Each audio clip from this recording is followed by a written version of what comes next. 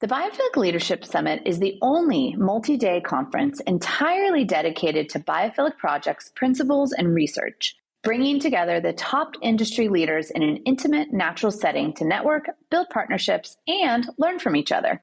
This year's summit will explore biophilic placemaking and how we can use biophilic principles to promote health, happiness, and vitality in public spaces. In addition to fascinating presentations, delicious farm-to-table meals at Serenbe, and cocktails, this year's summit will feature a selection of biophilic experiences like forest bathing, bird watching, and more. So join us in Serenbe for the 6th Annual Biophilic Leadership Summit from March 24th to March 26th, 2024. Learn more about the summit and register today at biophilic.summit.com. That's biophilic.summit.com. We hope to see you there. Hey, Monica. Hi, Jennifer. How are you? I am so good. We wrapped up our leadership summit on Tuesday and it went really well. Oh my gosh, it was so great. The presentations and the Q&As were super engaging and the topics were varied, yet there were so many themes and connections to all of them. It was so cool. Yes, and today we're going to give our listeners a little taste of the summit. Which I love. So we have John Piotti, president of American Farmland Trust, who is a keynote speaker at this year's summit, sharing about the history of American Farmland Trust and how they are working to combine agriculture and environmentalism for a green biophilic future. I'm John Piotti, the president of American Farmland Trust, and it's a real pleasure to be part of this event. As someone who has spent my youth outside in the countryside, studied ecology, and now for the last 30 plus years have worked with farmers, the notion of biophilic really appeals to me. The love of nature and the connection to it. The biophilic notion is at the heart of agriculture. At every turn, farmers are reminded of the complex interplay between multiple elements: sun, soil, water, temperature, pests, predators, cow manure, green manure, so much more. Farmers are stewards of the land. If they are not successful as stewards, they have no hope of staying in business, not long term. And they can only be successful as stewards if they work with nature. The flip side of that, if farming isn't done well, working in close concert with nature, it can't be sustained. And as I point out later in my talk, if farming can't be sustained, neither can our society. We need farming not just to feed us, but to heal our wounded planet. Some of you may know American Farmland Trust by our iconic bumper sticker, but there's a lot more to us. For 40 years, we've been working on critical issues that determine our future. But let's start long before that. I'm going to give you a whirlwind tour of agriculture in America. In 1837, John Deere invented the modern steel moldboard plow, and that changed everything. Before then, the turf across the heartland America was simply too tough to plant. What we did once we had the plow, this marvel of technology, is we did what we always do. We overuse it. We plowed and we plowed and we plowed. Now, excessive plowing was only one cause of the Dust Bowl, but it was a big one. And the Dust Bowl opened our eyes to the need for conservation. But a world war got in the way, and our energies were focused elsewhere. And then after the war, much of the world faced famine. We applied new lessons of technology and industrialization to that problem, the so-called Green Revolution. It probably saved 1 billion lives, but it came with huge environmental costs. That was only in the 60s and 70s that we began to realize that these environmental costs were really hurting. There was an environmental awareness. And in the mid-70s, we begin to recognize how that is affecting farmland, both the loss of our farmland and the practices that are occurring on our land. And USDA partnered at that time with the President's Council on Environmental Quality to do something called the National Agricultural Land Study, the first effort to look at our farmland. And it seriously questioned whether we would have the land and the capabilities to feed ourselves in the future. In this backdrop, this is when American Farmland Trust was created. AFT was founded by Peggy Rockefeller, an impassioned environmentalist, conservationist, and farmer herself, as well as, of course, a philanthropist. Now, AFT's origin stories is fascinating.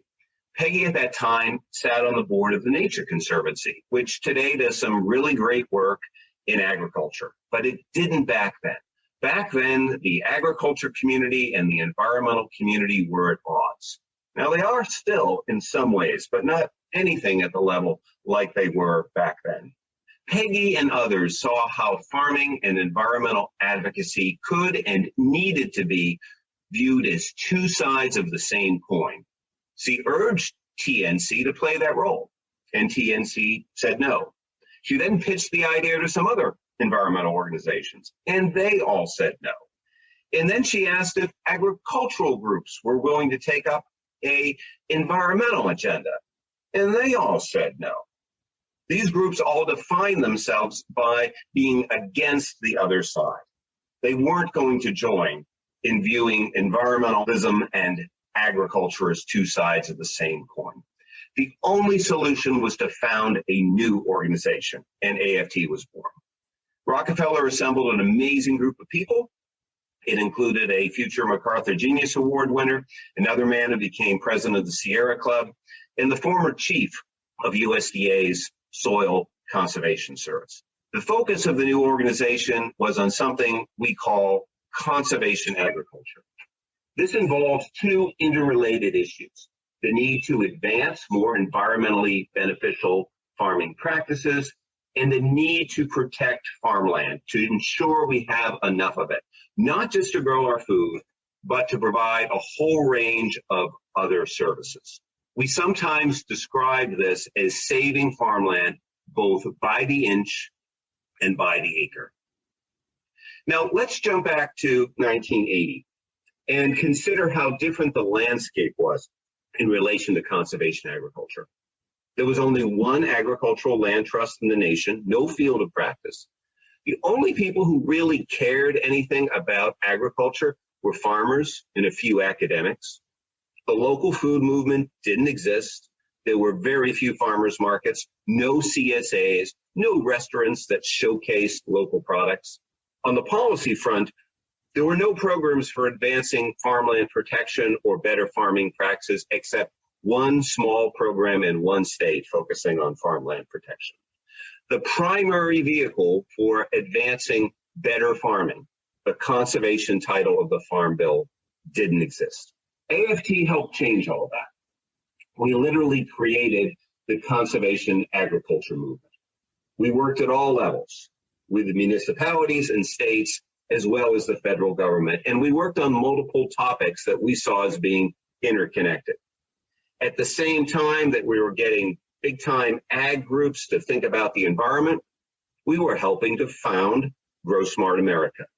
At the same time that we helped 29 states craft new farmland protection programs, we were helping communities do better land use planning and undertaking dozens of what we called community cost of service studies that convinced local leaders that it made good sense to keep and retain farms and open space. On the federal level, we wrote the Farmland Protection Act. We also wrote the conservation title into the Farm Bill, which has now provided over $115 billion for farmers to do what's right by the land. We'd not be having a conversation today about regenerative agriculture if it had not been for the foundation laid 36 years ago with the conservation title of the Farm Bill and all the good improvements and refinements that have been made since. In some ways, this is the greatest testament to AFT's success. So many groups now embrace the notion that farming and environmentalism are indeed two sides of the same coin. And it shows how much things have changed. And yet things need to change more, much more. The challenge of our day is climate, and farming has a pivotal role to play. AFT is not alone advancing this.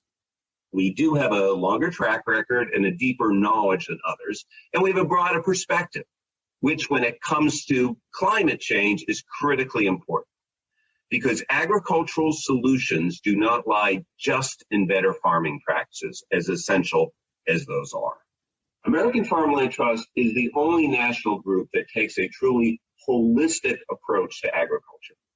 From our earliest days, we've always appreciated how the land, the practices employed on that land, and the people who steward that land are all part of a complex system. But I'm going to start today talking about farming practices. It's what everyone is talking about, and for good reason, because our soil has the capacity to hold 3 times more carbon than our atmosphere. Now, you'll hear about regenerative agriculture, which is the term increasingly used, but sometimes you'll hear restorative agriculture. You'll hear climate smart agriculture, which is the term USDA is increasingly using, and you'll hear carbon farming.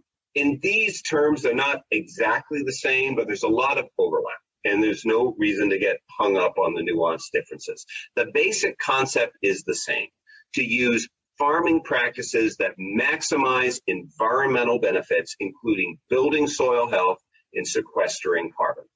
What are these practices? Well, they include so-called no-till and low-till, where you have minimum disruptions of the soil.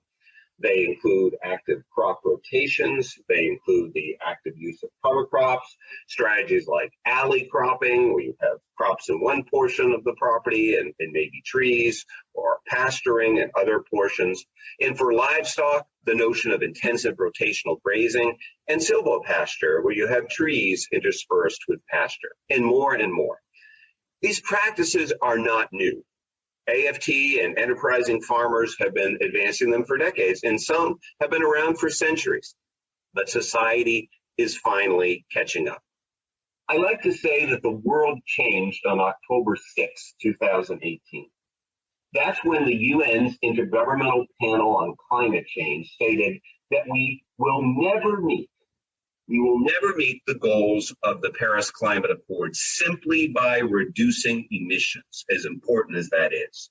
That we also have to put carbon back into the soil. And the opportunity is there. AFT's research shows that we could put the equivalent of about 85 to 87% of agricultural emissions back into the ground by applying just 2 regenerative practices, cover crops and no-till, widespread adoption across the country. That's just on our cropland, which is only 40% of our agricultural land. Taking other steps, other practices on cropland, and applying regenerative practices also on pasture and rangeland could produce even greater results, making U.S. agriculture a net carbon sink. That's great. Finally, some good news around climate. But we need to be careful here to avoid blind optimism. The interplay between how we farm and the amount of farmland is just one example of the complications here. Now, it's absolutely wonderful that farming can both grow our food and at the same time provide essential environmental services. But as great as that is, we must remember that we can't maximize food production and environmental benefits on a single parcel. We can optimize, striking the right balance between the two, but we can't maximize both. If the goal is to manage land to maximize food production, there's going to be some sacrifice to environmental benefits, and vice versa. In this way, farming practices are directly linked to farmland laws. Every acre of farmland we lose, we are not only losing land that could be managed to provide environmental benefits, but we put more pressure on the remaining land to be farmed more intensely, since the demand for food's not going down.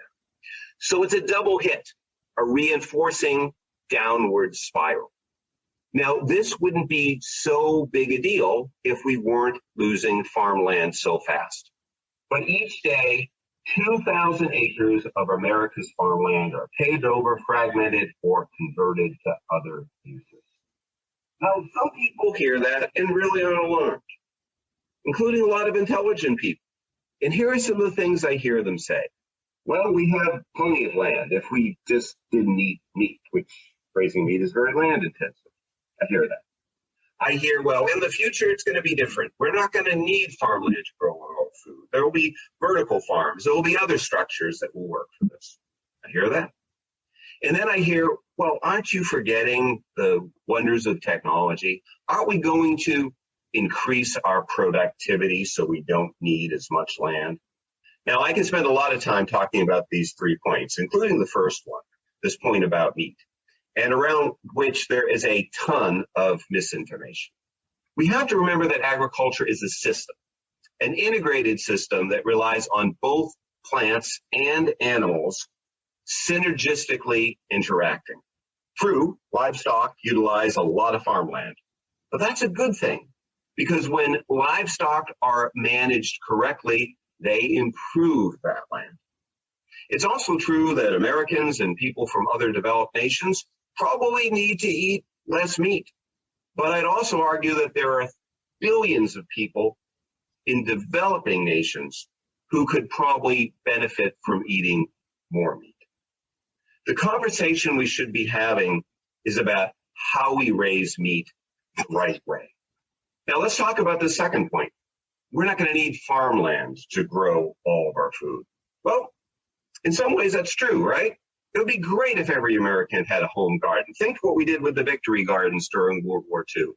And I love what's happening in the urban environment, where we're cultivating smaller plots to grow food, realizing multiple community benefits in doing so. I'm also excited by what is sometimes referred to as vertical farming or controlled atmosphere farming. There's a part of me that questions farming that is based on so much technology, lights, interior space, and the like. Still, it has a place, I think, for certain crops. But the bottom line is that the vast majority of our food will be grown on farmland now and into the foreseeable future. And that's a good thing. That's a good thing from someone who believes in the biophilic perspective, right? Because shouldn't our food be coming from working with nature, not through some technological solution? Finally, let me talk about the third point here about increased productivity.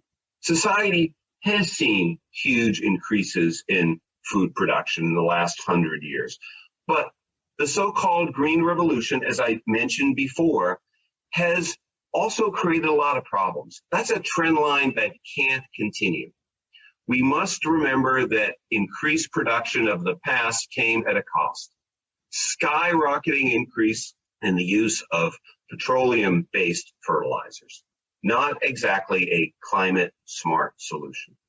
I have no doubt that we'll increase productivity, but I question how much we can increase productivity if we want to aggressively pursue regenerative farming, as we must. This is because, as noted earlier, as you intensify food production, you limit opportunities for environmental benefit. If we don't stop farmland loss, we would need an unrealistic and environmentally unsound increase in food production to outpace the demand of a growing population eating a proper diet. Simply put, we can't risk losing more farmland. In fact, let me take this argument one step further and ask this: how much farmland do we really need?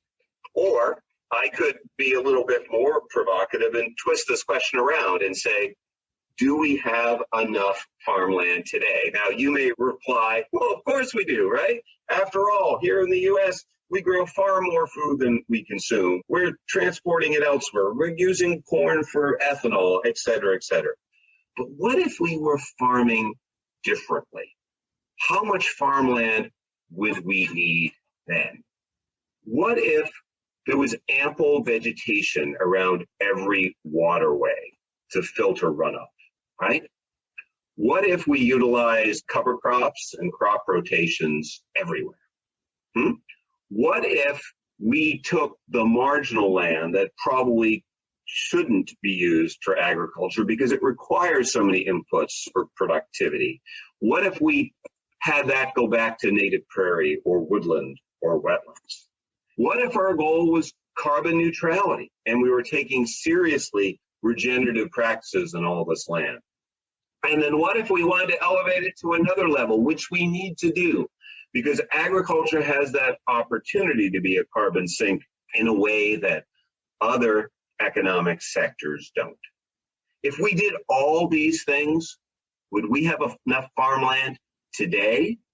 Hey, but wait, there's more, right? Because I've been talking about the United States, and yet these are global issues, and they're ever-changing issues, given the growing population that will be demanding more and more food, and given, of course, changes in rainfall and temperature and sea level rise that come with climate change.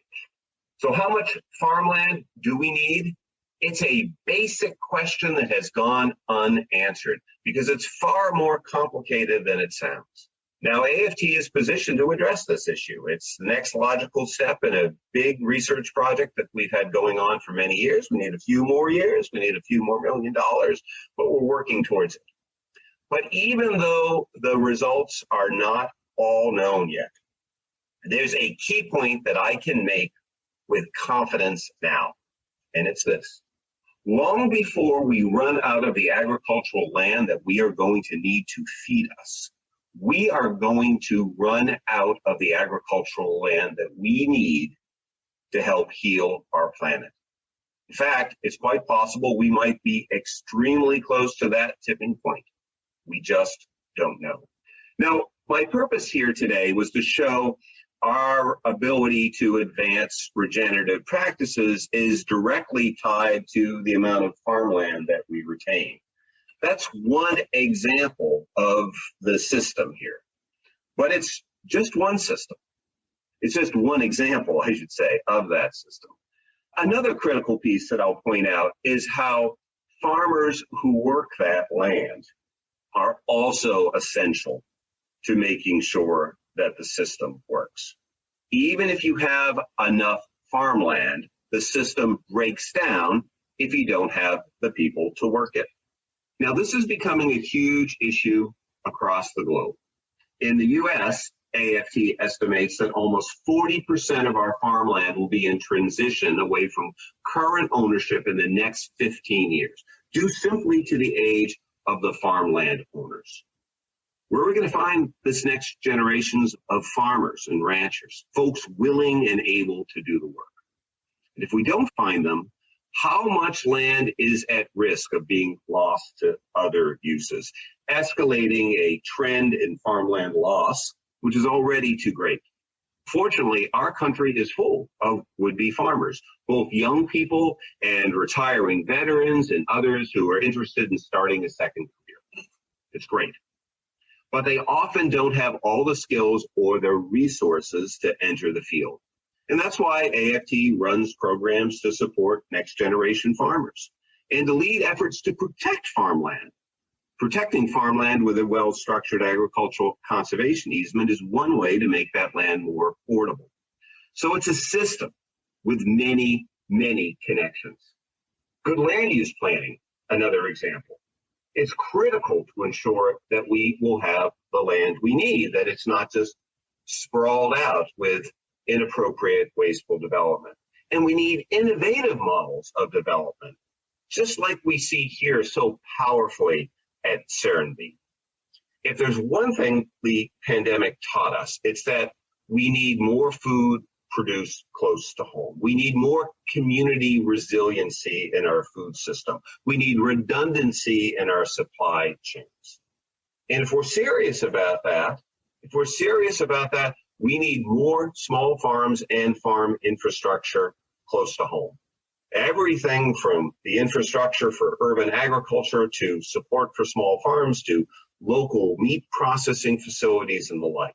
But it's not just about small farms, because if we're serious about carbon sequestration, we need to get the big farms to adopt new practices, because that's where the impact will be.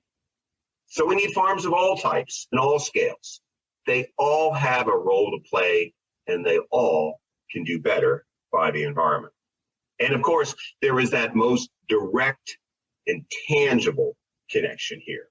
It's to the food that we eat, right? The sustenance of our very lives, and to the value of farms to provide this full range of environmental services, be it wildlife habitat, water recharge, open space, pollinator habitat, carbon capture, the list goes on. So what does all this mean? Well, to combat climate change, we desperately need to transition to regenerative farming. But regenerative practices by themselves won't guarantee anything. We will never realize our goal unless we have both sufficient farmland and enough farmers and ranchers stewarding that land well. Now, we don't know how much agricultural land we need, but we could be getting close to a tipping point where we will not have enough to combat climate change. It's a system with multiple connections.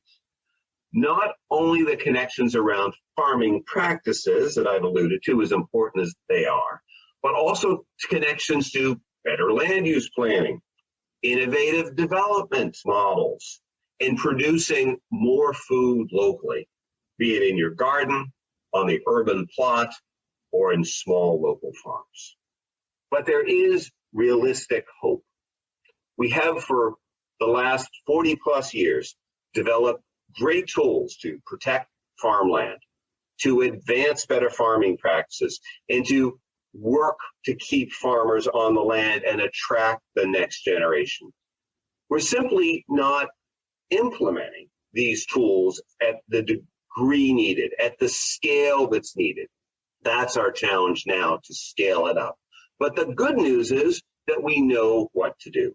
Public policy has a big role to play here, because we ultimately need, on the farming side, to be paying farmers a fair price, not just for the food that they grow, but for the wide range of environmental services that they provide. And there's a sea change here afoot. I've worked on agricultural policy for my whole career. And unlike the past, there is now a willingness in state legislatures, in members of Congress, to think about agriculture and food issues in a different way and to take action. Call me naive, but I'm quite hopeful that the next Farm Bill in 2023 will be transformational. Part of the reason is that the public is increasingly aware. That manifests itself in pressure on their elected representatives. It also manifests itself in their consumer behavior. And the public is increasingly willing, at times excited, about using their purchasing dollar to affect real change. Whether that be purchasing products from big companies like General Mills that have made a commitment to work with farmers who follow regenerative practices, or be that buying more locally, be it through a CSA or at the local farmers market, or be it living in places like Serenbe that really are models of personal behavior that can lead to some of these great outcomes. So I am quite optimistic. But I'm most optimistic because of the growing number of people who care about these issues. More and more people who appreciate farming, farmers, and the food they grow. More and more people who are connecting to nature, who are committed to wellness, not just for themselves, but for our planet. In the end, that's what will produce the transformation we need. Thank you for your attention. Okay, so there you have it. That was our keynote presentation from the Biophilic Leadership Summit. I love the way American Farmland Trust looks at farming and agriculture in such a holistic way. I really never thought about that before. They're working to conserve land, promote the best farming practices, and also protect farmers, which I really love. For anyone who feels unclear about what regenerative agriculture really means, that's it. Looking at all these things as one whole part, the healthy system. Absolutely. And how we can start being smarter about using agriculture to produce healthier food and solve major climate issues, as well as all the advocacy and policy work that AFT is doing. So many hopeful takeaways about the strides that AFT has been making to advance these healthier systems. And we'll start looking ahead to that Farm Bill in 2023. You bet. You can learn more about American Farmland Trust and get involved by heading to the show notes and sign up for your No Farms, No Foods bumper sticker. All right. Talk to you later, Jennifer. Until next time.